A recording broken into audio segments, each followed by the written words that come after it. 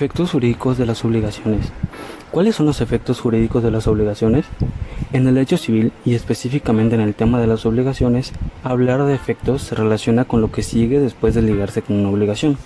Es decir, si una persona se obliga a algo, debe cumplir, y si no lo hace, entonces habrá un efecto o una consecuencia de derecho como resultado de su incumplimiento.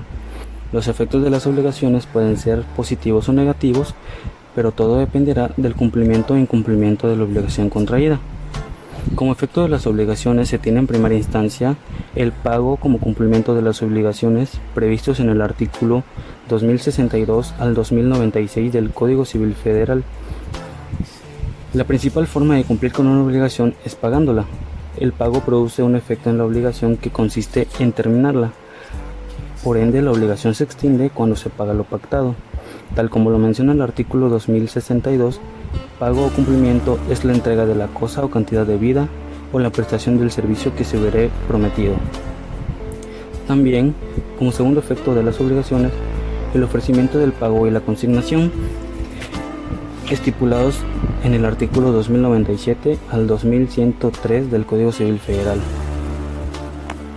La consignación es el depósito judicial de dinero u objetos en manos de una tercera persona encargada de hacerla llegar a su acreedor.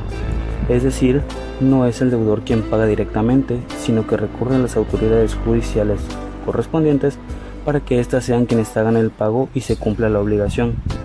Al respecto de la consignación y ofrecimiento de pago, la ley civil dice que, en el artículo 2097, el ofrecimiento seguido de la consignación hace veces de pago, si reúne todos los requisitos para que éste exija la ley.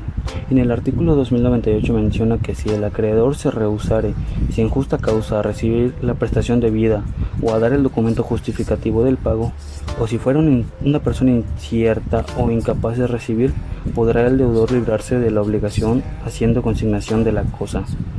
Y bien, en el artículo 2102 menciona que aprobada la consignación por el juez, la obligación queda extinguida, asimismo que todos sus efectos. Como otro efecto de las obligaciones tenemos el incumplimiento de las obligaciones y sus consecuencias previstas en el artículo 2104 al 2118 del Código Civil Federal.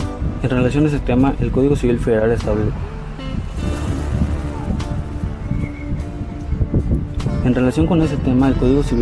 establece los siguientes preceptos. En su artículo 2104 menciona que el que estuviera obligado a prestar un hecho y dejare de prestarlo o no lo prestare conforme a lo convenido, será responsable de los daños y prejuicios en los términos siguientes. Si la obligación fuera a plazo, comenzará la responsabilidad desde el vencimiento de éste. Si la obligación no dependiere de un plazo cierto, se observará lo dispuesto en la parte final del artículo 2080. Ahora bien, el artículo 2080 menciona que si no se ha fijado un tiempo en el que deba hacerse el pago y se trata de las obligaciones de dar, no podrá el acreedor exigirlo sino después de los 30 días siguientes a la interpelación que se haga, ya sea judicial o extrajudicialmente, ante un notario o ante testigos. Y tratándose de obligaciones de hacer, el pago debe efectuarse cuando lo exige el acreedor, siempre y cuando haya transcurrido el tiempo necesario para el cumplimiento de la obligación. Como otro efecto de las obligaciones tenemos la evicción y el saneamiento, enmarcadas en el artículo 2119 al 2162 del mismo código. La evicción es la pérdida del derecho que sufre el comprador por una sentencia condenatoria en virtud de un derecho anterior a la compra.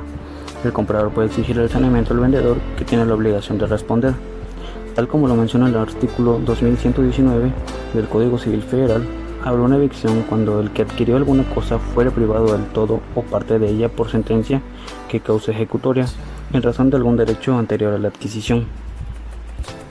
También tenemos los actos celebrados en fraude de los acreedores, estipulados en el artículo 2163 al 2179 del Código Civil Federal.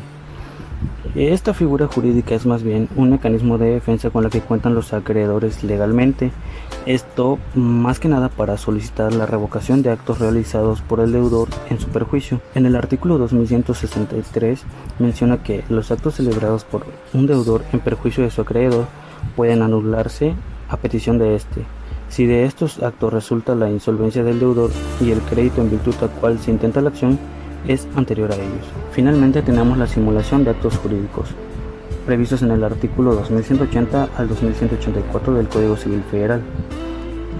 Ahora bien, desde una perspectiva de derecho, la simulación se refiere a que determinados actos jurídicos pueden ser simulados en todo o en parte. Cuando un acto jurídico es irreal, es decir, que nunca existió, recibe el nombre de simulación absoluta. Por otra parte, el acto que se realiza de una manera aparentemente falsa pero que esconde una verdad se llama simulación relativa. En el artículo 2180 estipula que es simulado el acto en el que las partes declaran o confiesan falsamente que en realidad no ha pasado o no se ha convenido entre ellas. En su artículo 2181 dice que la simulación es absoluta cuando el acto simulado nada tiene de real. Es relativa cuando a un acto jurídico se le da una falsa apariencia que oculta su verdadero carácter.